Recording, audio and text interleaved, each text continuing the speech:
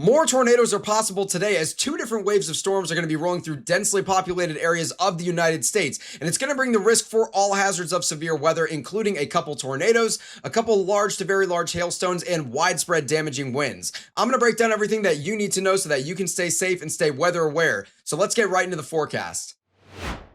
Jumping right into our day one categorical outlook, you'll notice that not a lot has changed since yesterday. We do have that 3 out of 5 enhanced risk all the way from near Louisville through close to Cincinnati and Columbus as well, back through Pittsburgh, and then back through DC, Baltimore, and Philly as well. That's going to be the area where we're looking at the largest risk for damaging winds. There also is a larger 2 out of 5 slight risk and an even larger 1 out of 5 marginal risk. That's going to include all the way through the Northeast and then back into the Tennessee Valley. And even now that slight risk was the only thing that was changed, and it was expanded just a little bit to include the Missouri boot heel down here. So that was really the only change from yesterday. We do have a 5% tornado risk in place that you're going to see in brown, with a much larger 2% tornado risk surrounding that. And that's going to include all the way from Kentucky back through the Ohio Valley and even into the Northeast, with Vermont even included in a 2% risk, and even the southwesternmost corner of New Hampshire. We're definitely looking at the strongest risk for a possible stronger tornado could maybe be in this middle circle in areas like Pittsburgh, maybe northwestern Pennsylvania,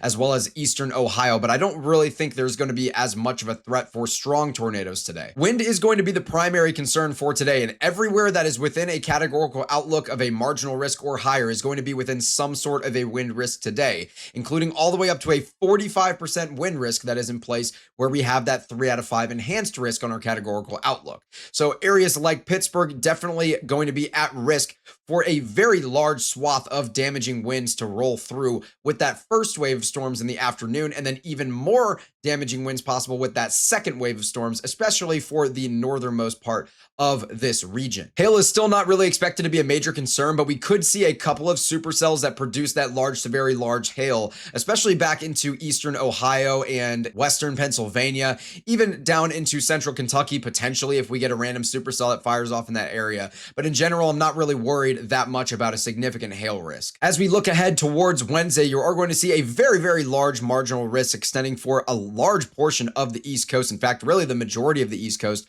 all the way from North Carolina and even parts of South Carolina through Maine, where we are definitely expecting the risk for a couple of stronger thunderstorms. But really our main area of concern is where we have that 2 out of 5 slight risk that you're going to see there in yellow for North Carolina, southeastern Virginia, as well as even parts of Maryland and Delaware. That's going to be the area where a spin-up tornado is definitely going to be possible tomorrow. That tornado outlook is going to include a large 2%, including parts of even New Jersey, but all the way down through Delaware, Maryland, Virginia, and even towards Raleigh and North Carolina. So a couple of densely populated areas, including Raleigh, Norfolk, and Richmond, all included in the risk for a spin-up tornado on Wednesday. Wind is going to be the primary threat for Wednesday, where we do have a pretty large 5% risk that's going to stretch all the way from South Carolina and back up through Maine through a large portion of the East Coast. As I mentioned before, we do have that slight 15% risk that is going to be in place for North Carolina, Virginia, Maryland, and Delaware. Jumping right into the timing of our severe weather, through the early morning hours, we are going to see some convection starting to fire off. This is by 11 a.m. and now towards noon here. By noon, you're going to see some strong storms out near New York, and even a strong line of storms to the Ohio Valley, all the way back even close to the Missouri boot heel. So a lot of stronger storms in this first wave of convection, and more stronger storms out towards areas like New York City and throughout New Jersey as well. And then also for further north towards Vermont and New Hampshire. And as we roll forward into the afternoon, you're going to see some of those updraft swaths starting to show up here for those stronger updrafts that are being modeled by the HRRR. And so some of these storms will pose the risk for maybe some isolated large to very large hail, as well as the risk for some tornadoes if any of them can remain semi-discrete at any point. You're going to see some more of those larger swaths continuing to show up on the map here. And then all the way from the Missouri boot heel near Cape Girardeau back all the way through Albany, New York, we're going to have a very, very massive line of thunderstorms that is going to be producing those damaging winds with the embedded tornado risk as well, especially if any supercells can remain ahead of that line. And then you're also going to see more scattered storms off towards the Connecticut, Massachusetts, and Rhode Island area near Boston as well. And you're also going to see that wave of storms, that secondary wave starting to form near Toronto, and that's going to cause some issues for the next wave of storms. As we continue forward, you're going to see that line is going to start to form with more semi-discrete supercells back towards central Ohio, maybe even by around 6 towards 7 p.m. with that second line of storms that is going to start to form. And any of these storms out here in western Pennsylvania and eastern Ohio, those are going to be the ones I'm the most concerned about for the risk for a possible stronger tornado, though there's going to be a lot of uncertainty. And that's kind of the theme of this forecast. There is a lot of uncertainty surrounding exactly what is going to happen for today's severe weather event. So I wish I could give you a more perfect answer, but it's difficult to pinpoint exactly what we're going to be looking at. Regardless, though, these stronger storms are going to continue to plow on throughout the evening here on Tuesday, with more of those residual possible supercell type storms rolling through in Ohio, as well as maybe even West Virginia and Pennsylvania, maybe even parts of New York, southwestern New York especially as well. And as we roll off into the evening hours, those storms are going to continue to push through. But even by 7 a.m. on Wednesday, we're still forecast to have some residual storms on the trailing end of that cold front throughout areas like North Carolina and Virginia. Today's severe weather is mostly powered by this strong upper level flow where you're going to see this trough forming here over the Great Lakes region. That's going to bring that enhanced flow at 200 millibars for your jet stream over areas like the Ohio Valley and even into Pennsylvania. Our 500 millibar flow is definitely going to be there. It's not incredibly impressive or strong, but there is plenty, especially back into areas like Ohio and Pennsylvania and even West Virginia. So those areas definitely could see a little bit of enhanced rising motion, as we do have that indication of divergence with those faster 500 millibar winds. But in general, this isn't something that's looking super impressive at the mid levels. Taking a look at our surface moisture here with our dew points, you're going to notice those dew points getting up into the mid 60s, even in the 70s in some areas. And really throughout this entire corridor, we're definitely going to be looking at favorable enough dew points, but nothing incredibly impressive, especially where we overline with some of our other parameters in areas like western Pennsylvania and eastern Ohio. Something else worth looking at is going to be our surface temperatures. And the reason I'm looking at this is because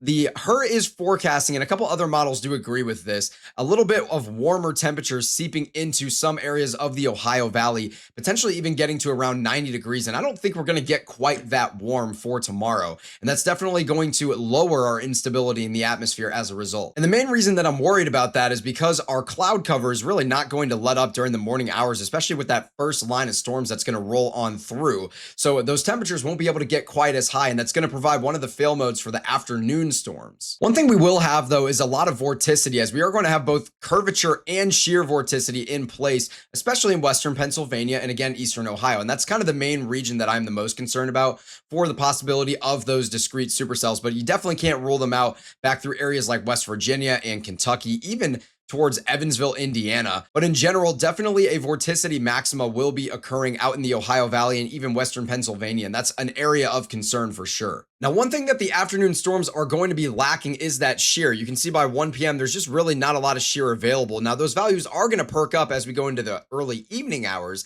and that is definitely where we could have a little bit more organization in our storm structure, and therefore a more elevated risk for a couple of tornadoes. And in general, though, that lack of shear in the afternoon storms is likely going to promote more clustering and more linear growth, more upscale growth with our storms, and therefore less of a tornado risk in the earlier morning hours, in the early afternoon hours. In terms of instability, we really aren't going to have tons of it available. You can see in the early afternoon, we are going to have more instability present near the Missouri boot heel, southern Indiana, and Illinois as well. So that's why that slight risk has been extended out in that direction. But you'll notice back through Kentucky, even into the Ohio Valley, not a ton of instability is present. But one thing that you will notice is that back towards New Jersey, there is expected to be an increase in that instability. And I definitely think we could have some stronger storms in New Jersey, even rolling through areas like New York City in the afternoon, and then that second wave again, potentially in the evening. Looking at the storm relative helicity in just the lowest kilometer of the atmosphere, as we get into the afternoon hours, there just really isn't tons of it, but you are going to see localized areas along that cold front where we are going to have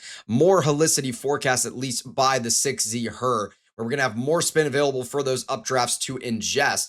And then as we go into the later evening hours, we could see a little bit of an uptick in the potential for a QLCS tornado risk along any type of linear system that does still persist, as we will have a little bit more storm relative helicity in the lowest kilometer at that point.